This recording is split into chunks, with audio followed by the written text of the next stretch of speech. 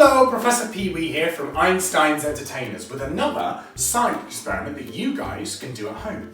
Now today, we're going to be having some fun with a balloon. Now I'm sure you guys have found out that if you rub a balloon on your hair, you can create static electricity. So what we're going to do today is we're going to show you some experiments that you guys can do at home using static electricity.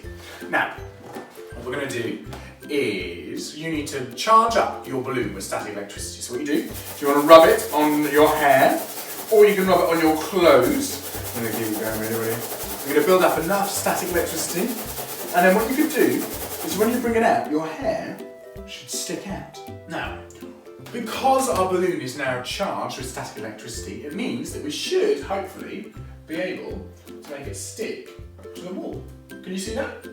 And it's got nothing on it, it's just a normal balloon. I'm going to build it up again with static electricity, put it on, and it stays there.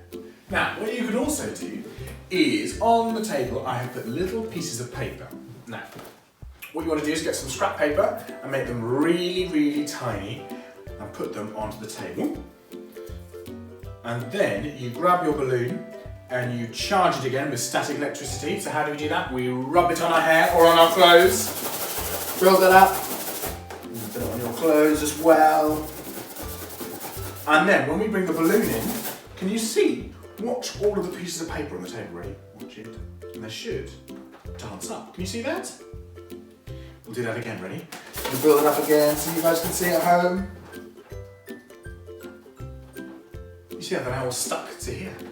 Now guys, I do hope you've had fun today with these science experiments, but please don't forget to like and subscribe and tell all your other friends about them because we want as many people to do some science at home as possible. But guys, don't forget to keep safe and to wash your hands. See you soon, guys!